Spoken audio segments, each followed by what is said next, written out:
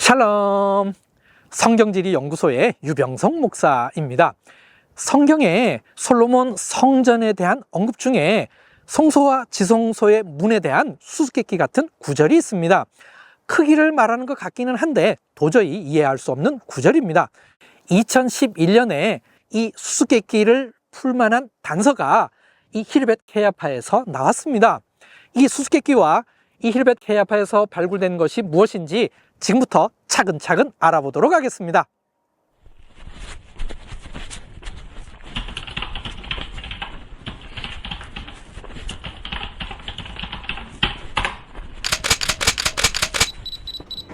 고고학 발굴을 할 때 나오는 토기뿐만 아니라 동물뼈도 중요한 자료가 됩니다.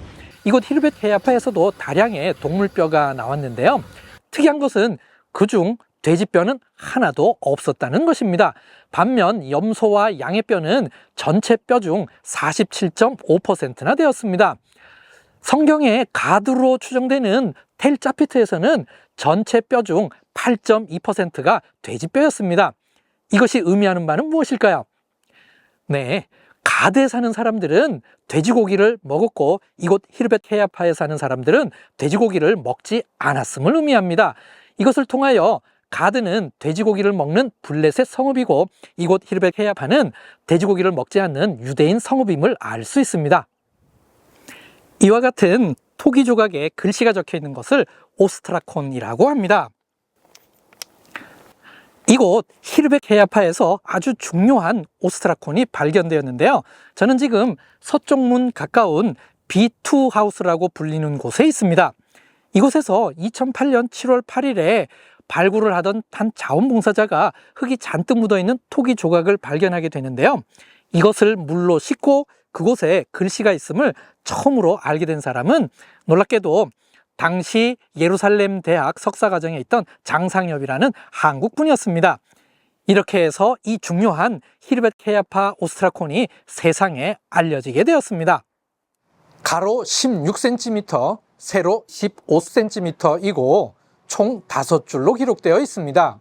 특이한 것은 왼쪽에서 오른쪽으로 읽어야 한다는 것입니다. 글씨의 상태가 분명치 않아 해석하기 어려운데 대표적인 해석을 소개하겠습니다. 하이파 대학의 게르숀 갈릴 교수의 해석입니다. 당신은 그것을 하지 마시오. 그리고 하나님을 섬기시오. 종과 과부를 재판하시오. 고아와 이방인을 재판하시오. 유아를 변호하시오. 가난한 자와 과부를 변호하시오. 왕의 손을 통해 이들의 명예를 회복시키시오. 가난한 자와 종을 보호하시오.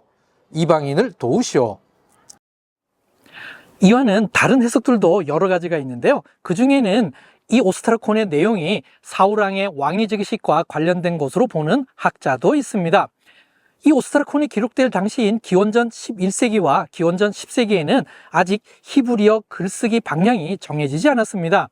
게다가 각 알파벳 글자의 방향도 아직 유동적이었습니다. 완벽하게 해독되지 않아 결론이 난 것은 아니지만 대부분의 학자들은 이 오스트라콘을 고대 히브리어로 보고 있습니다. 만약 그렇다면 이 히르벳 케야파 오스트라콘이 가장 오래된 공식적인 히브리어 기록물이 됩니다.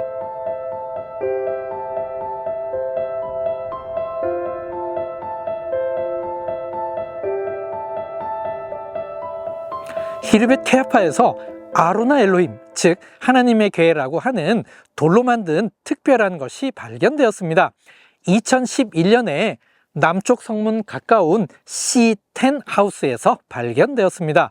토기가 아니라 석회암을 깎아서 만들었는데요. 색깔도 붉은빛을 띠고 있어서 특별한 용도로 사용된 것으로 보입니다. 요셉 가핀켈 교수는 제의적 용도로 사용되었는데 이동용 성물함 혹은 이동용 성소로 보고 있습니다. 기원전 10세기인 다윗왕 시대에 만들어졌는데요. 그 모양이 솔로몬 성전의 문 모양과 유사하다는 점 때문에 많은 학자들로부터 큰 관심을 받았습니다. 솔로몬 성전문에 대한 수수께끼 같은 구절을 읽어보겠습니다. 내소에 들어가는 곳에는 감람나무로 문을 만들었는데 그 문인방과 문설주는 벽의 5분의 1이요 또 외소의 문을 위하여 감람나무로 문설주를 만들었으니 곧 벽의 4분의 1이며 이 두 구절의 히브리어 원문에는 벽이라는 단어가 없습니다. 그러니 이 구절에서 말하는 5분의 1 혹은 4분의 1은 단순히 길이를 의미하는 게 아닙니다. 히르벳 케야파에서 발견된 아론하 엘로힘의 모양을 자세히 보면 문 옆과 위가 여러 겹으로 겹쳐져 있습니다. 즉 여러 겹의 문인방과 문설주로 되어 있다는 것입니다. 이를 통해 이 구절은 길이가 아니라 모양을 설명한 것임을 알 수 있습니다. 그러니 벽의 5분의 1 혹은 4분의 1의 의미가 아니라 문인방과 문설주를 5중으로 혹은 4중으로 하라는 의미였던 것입니다. 그렇습니다. 내소, 즉 지성소 입구문은 문인방과 문설주가 5중이었습니다. 마찬가지로 외소, 즉 성소의 입구문은 문설주가 4중이었습니다. 이미 5중 문설주와 4중 문설주로 해석하기도 했습니다만 이제는 확실한 고고학 증거물이 생겨서 더 분명해진 것입니다. 히르벳 케야파에서 발견된 이동형 성물함은 다윗 시대에 만들어진 것이기에 솔로몬 성전보다 더 먼저 만들어진 것입니다. 실제 솔로몬 성전의 성소와 지성소의 문은 이 이동형 성물함의 모양처럼 생겼을 것으로 보입니다. 문설주가 여러 겹이라는 것에는 중요한 의미가 있습니다. 성소는 4중 문설주였는데요. 제사장만 통과할 수 있었습니다. 지성소는 5중 문설주였습니다. 아무나 통과할 수 없는 문이었죠. 대속죄일 때 대제사장만 통과할 수 있었습니다. 지성소 문은 하나님께서 그의 백성을 만나주시는 중요한 의미가 있는 문이었습니다. 이곳 히르벳 케야파에서는 이 이동형 성물함 외에도 제의용 도구로 추정되는 다른 발굴물이 있습니다.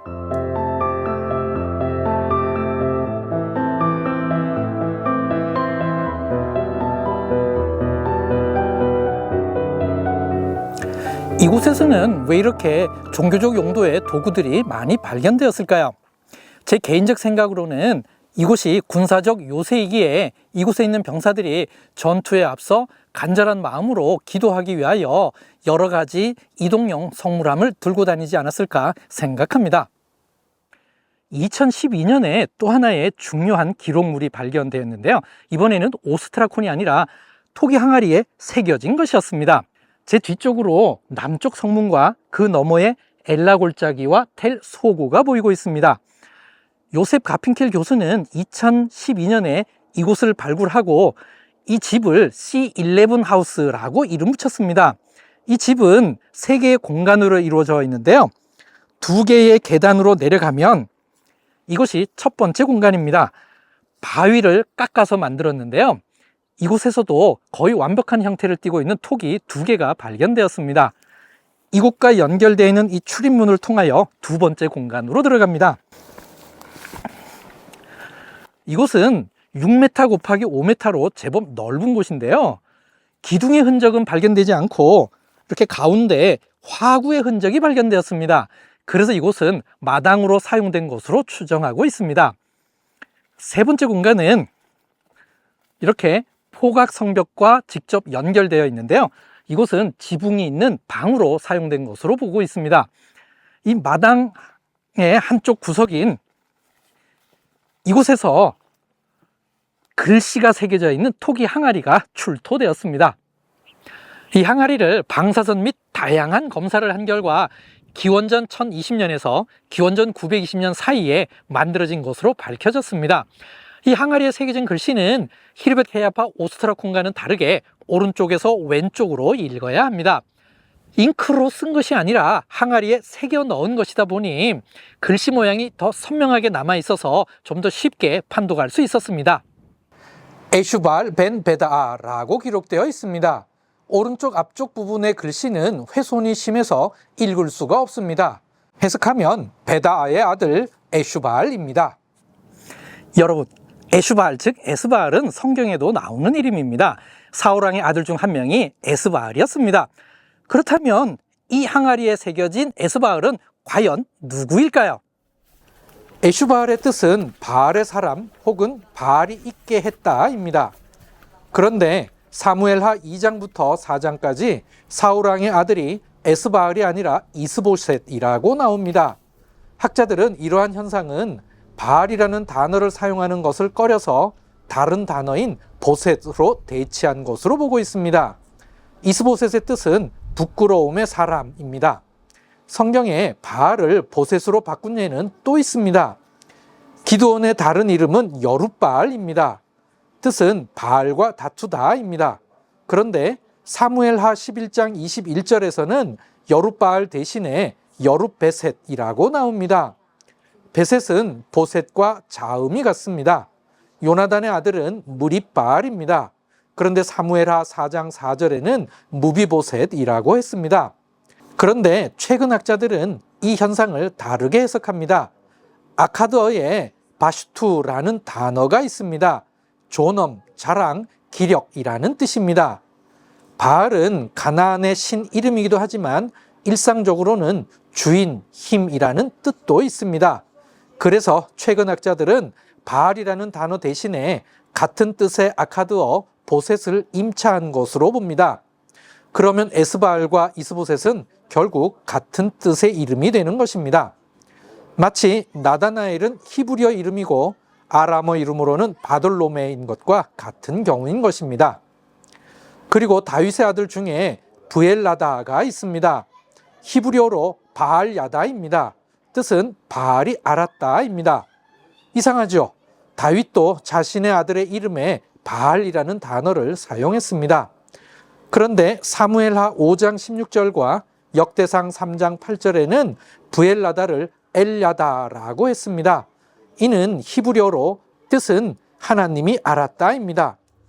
즉 같은 사람을 바알야다라고도 부르고 엘야다라고도 불렀던 것입니다. 그렇다면 히르벳 케야페에서 나온 에스바알은 어쩌면 다윗의 주요 신하 중 한 명일 수 있습니다. 이스라엘 고고학 발굴물 중에 기원전 11세기에서 기원전 9세기 사이에는 사람 이름 중에 바알을 사용한 예가 여럿 발견됩니다. 그런데 특이하게도 기원전 9세기에서 기원전 6세기 사이에는 사람 이름 중에 바알을 사용한 예가 전혀 나오지 않고 있습니다. 그래서 학자들은 성경 속에 나오는 사람 이름 중에 바알이라는 단어가 나중에 다른 단어로 바뀌는 것은 실제 역사적 현상이었다고 보고 있습니다. 다윗은 헤브론에서 유다의 왕이 되었습니다. 온 이스라엘의 왕이 된 후 여부스로부터 예루살렘 성을 점령했는데요.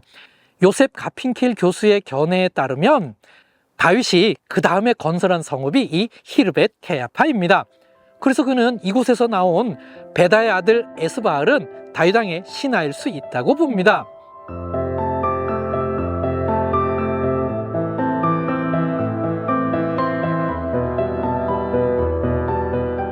성경에 사람 이름 속에 있는 바알이라는 단어가 다른 단어로 바뀔 때 다윗 왕의 신하 에스바알이 야소부암으로 바뀌어 기록된 것으로 볼 수 있습니다.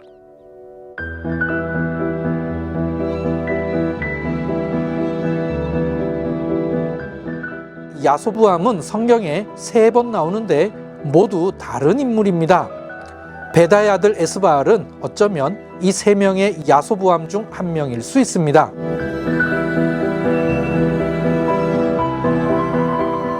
지금까지 히르벳 케야파의 중요 발굴물에 대하여 알아보았습니다.